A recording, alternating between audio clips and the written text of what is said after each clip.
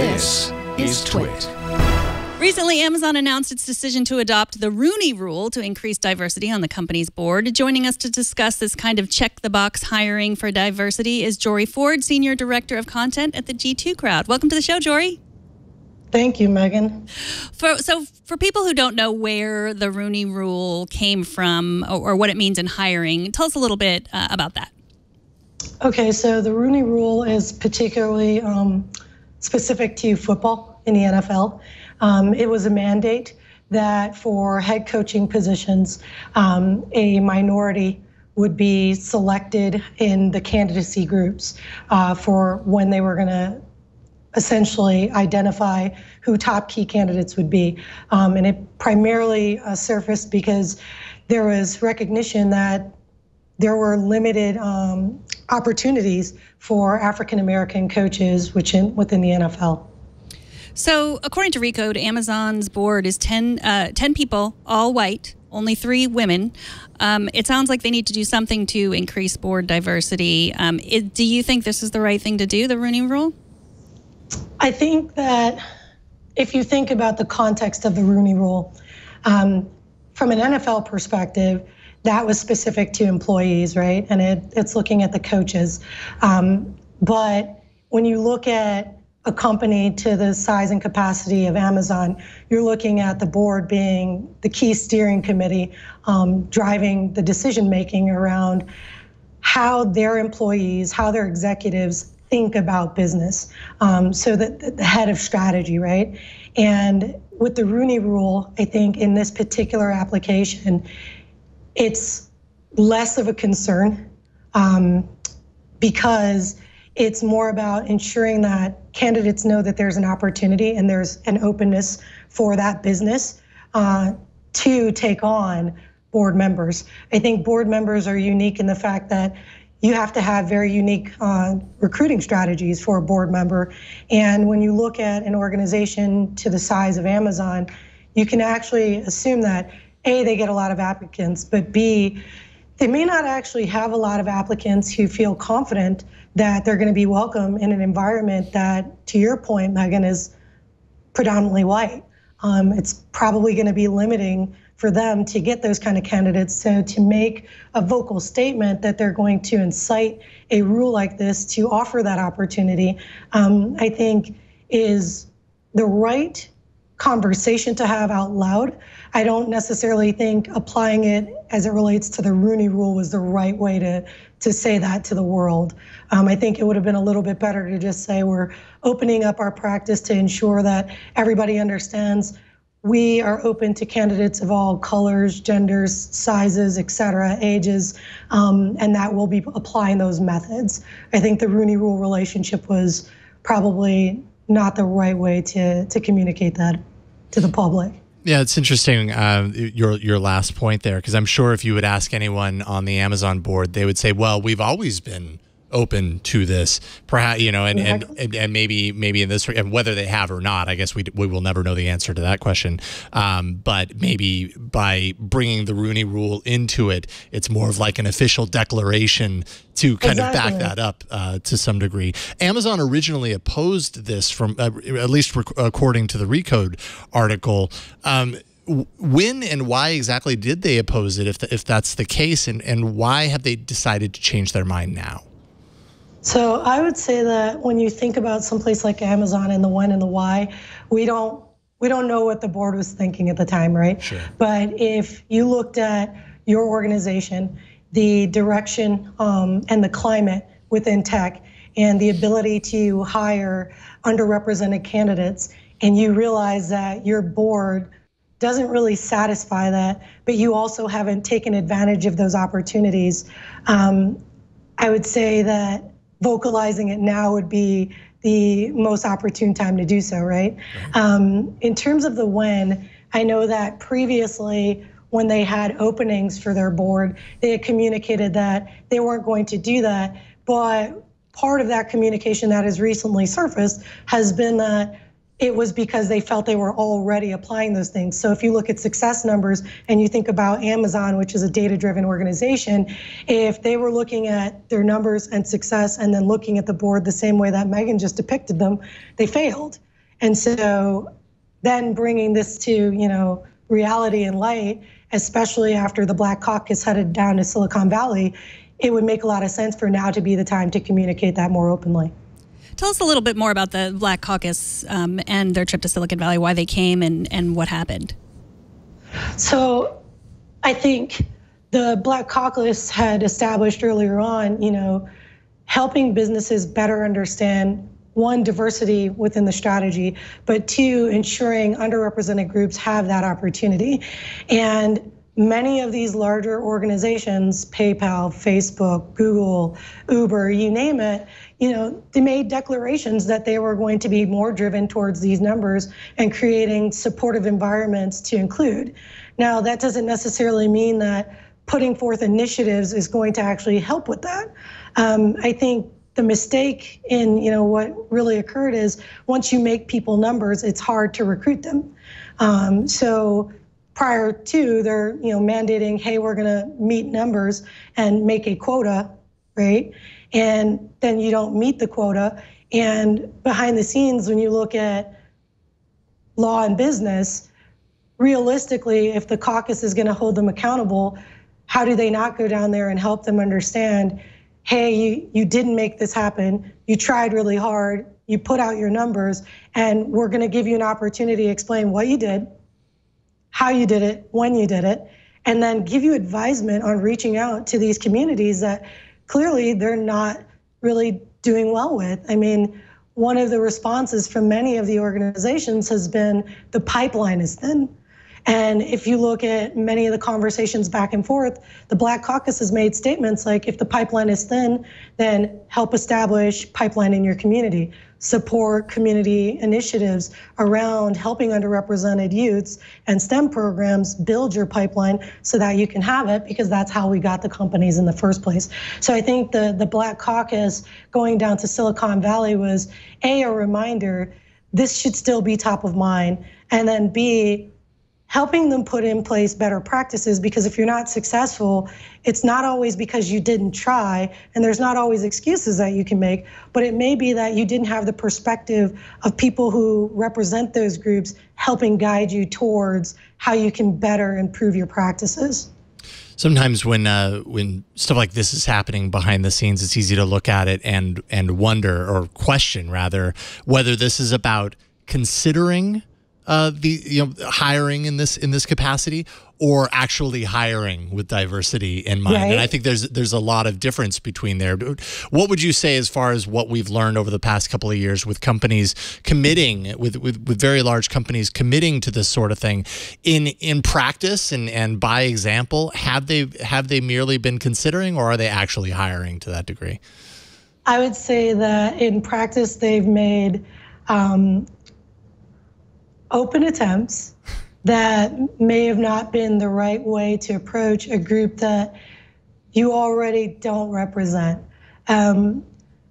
Nobody wants to be a statistic. Sure. By putting numbers out, you're not just saying you're now a statistic, but I don't think a lot of organizations thought it might be a deterrent, right? You have people who are graduating from engineering programs that have vast opportunities. Stanford has, a number of underrepresented graduates, and they have their choice of any place that they want to go. And diversity is also about being inclusive. If you put out numbers that say you're not included, how easy is it going to be to recruit people? It's not going to be. So I think part of it is, if they don't have pipeline to consider, they can't consider. And then does somebody who's well qualified for the task want to go to a place where the only reason you're selecting them could potentially be because they're underrepresented, instead of for the talent that they have? And I think that's the bigger question, right? Are the commitments that they're making publicly helping or hurting them in their endeavors? And then second, if they do have pipeline and they are seeing these candidates, that's the number nobody gets to hear about. You hear about who's been hired, but you never listen to any company say, we had 1 million candidates apply. Out of those candidates, we considered 40% underrepresented. And then in terms of the qualifications across the board, we only had 10% be qualified and we only had 2 positions open. Then that's a whole different ballpark. It's less about being underrepresented and it's about selecting the best candidate for the role. But in this instance, that's not what anybody's talking about. We're talking about meeting quotas and numbers of employees, not level of talent and qualification of those employees in underrepresented classes. So I think, we're talking about 2 very different things. I don't think their numbers say at all that, they've truly considered it, but do we have visibility into the numbers that would allow for us to understand consideration? No, I think openly looking at pipeline numbers would be a better way to accommodate that and say, did you even consider people enough? And in terms of the Rooney Rule, I mean, there's nobody's really checking on that. I mean, Facebook replaced someone on their board. They replaced a white man with another white man, and they didn't publicly say, hey, we considered all of these underrepresented minorities, and they just weren't qualified. I mean, but could they really? I mean, is that the answer, to just really say, like, here are all the people that were not qualified for this job that we hired?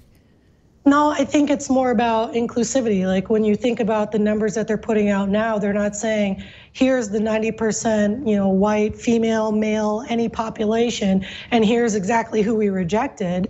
What they're saying is here's who our employees are. On a board, it's a little bit of a tighter squeeze, right? But if you look at here's who we replaced and here's why, but also getting feedback from the candidates that they didn't select. A lot of organizations never say, and we consulted those that we did not have, or we have them as a consultancy. I've been asked the question a lot, what are things we can do with the broken hiring practice? And part of it is leveraging the resources that help support that you do have that pipeline. If you're leveraging recruiting services that ensure that you have that capability, you don't have to vocalize it, they can for you. They can say that we sent along XYZ number of candidates which were considered for the position who had this number of qualifications. However, a different candidate was selected, and that's a third party. So it's not an internal bias that they're exposing.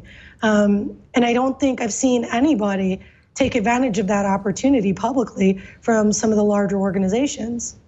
So asking candidates who turned down positions, why they didn't, asking candidates why they didn't stay at certain positions, all that. Is there anything else that companies can do to do better at this? Yeah, I would say the practice of inclusion. Initiatives they have merit, but if somebody told you, we're on an initiative to hire more women, would you like to apply for a job? Would you be like, wow, you just really considered everything and who I am? Right, yeah. Right. I mean, and that's what these initiatives are. Like they're vocalization of, we are pointing you out and we need you, but you'll also still be in isolation because we're gonna pre-group you. Mm-hmm. I think if you look at inclusivity, that's a whole different ballpark. Be honest and transparent about your practices and your goals. Be honest and transparent about the capabilities you need. If you actually listen to, the way Amazon positioned it, and I think Megan, you said it more delicately. If you look at a predominantly white board and then the board says cards on the table, we don't have anybody here who fits our diversity strategy. And we want to ensure that we do. And in the past, we weren't good at this. So now here it is, public, laying it out on the table. We need more people who can help us make these diverse decisions. And it's part of our strategy and our advancement. That changes the dynamic of this is a group of people pitted against you.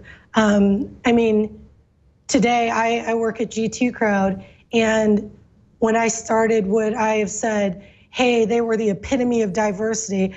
No, I interviewed with 3 white men. But that's technology for a lot of people.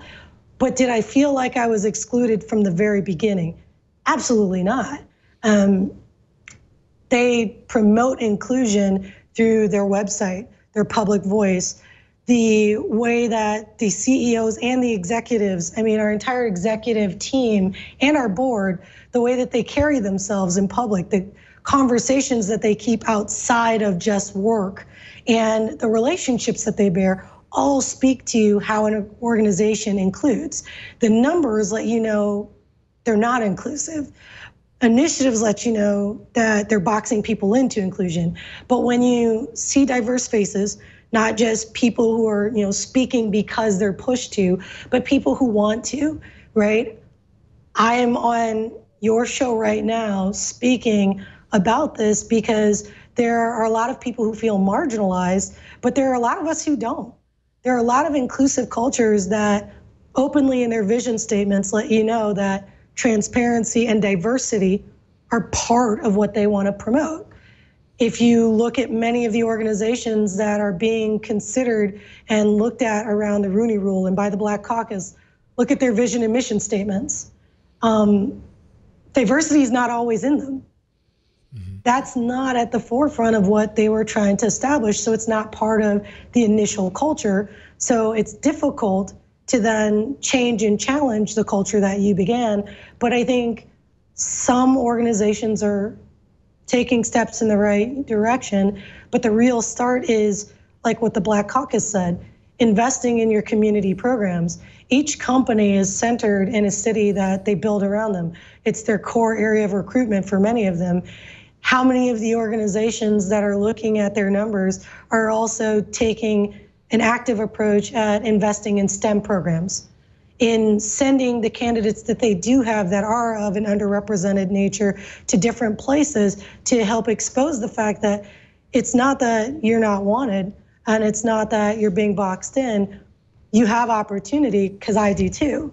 There's not really a lot of those opportunities being furnished for these organizations because they're not making that advanced step. But if you look at larger organizations, even in like construction, you send your construction foreman to different schools to recruit.